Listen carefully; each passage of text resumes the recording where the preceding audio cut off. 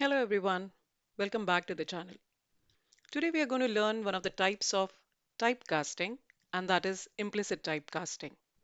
By the way, if you want to know the basics of typecasting, you can refer to my previous video. The link of that video is given in the description box. So let's start. Implicit typecasting. It means Java does the conversion automatically. And this happens when we convert a smaller data type into a larger data type. It is also called whitening conversion. Because the destination type is larger here, there is usually no data loss. To understand this concept clearly, let's say a Java program.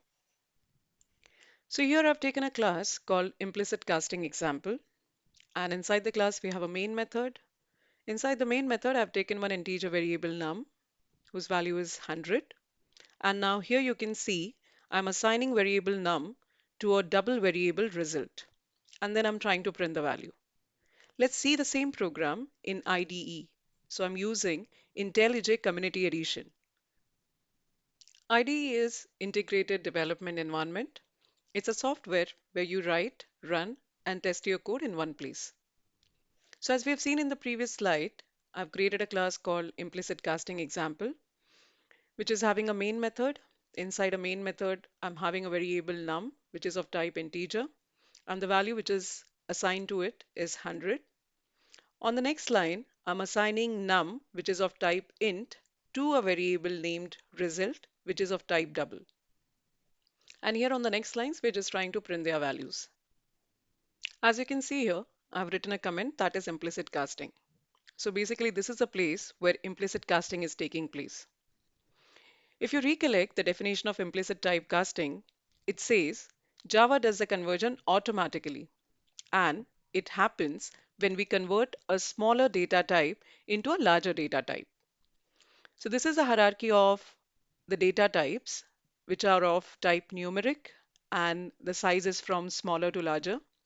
We can see that the smallest one is byte, then we have short, then we have int, then long, then float, and finally double.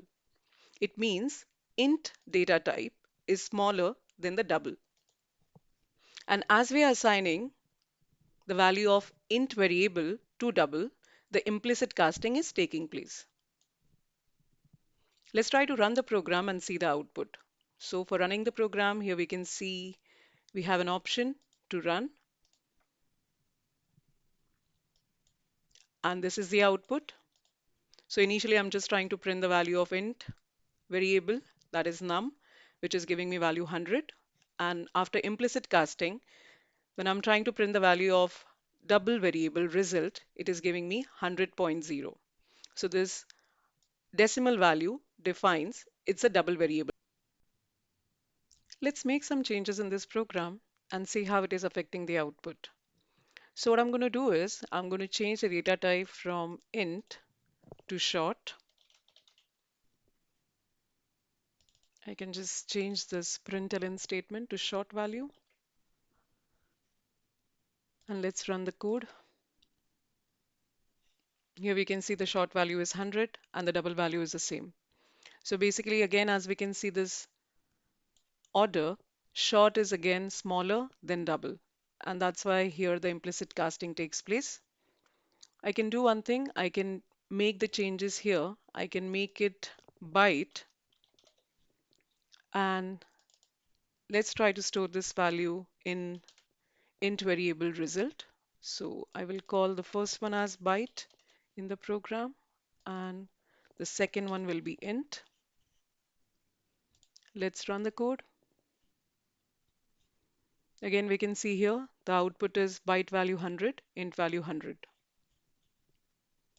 As per this order, byte is smaller than int. So this is all about implicit typecasting, where Java does the conversion automatically whenever we are trying to convert the smaller data type into a larger data type. In the next video, we'll learn about explicit typecasting. If you enjoyed this content, please like and share this video and subscribe to my YouTube channel, P for Programming. Thank you.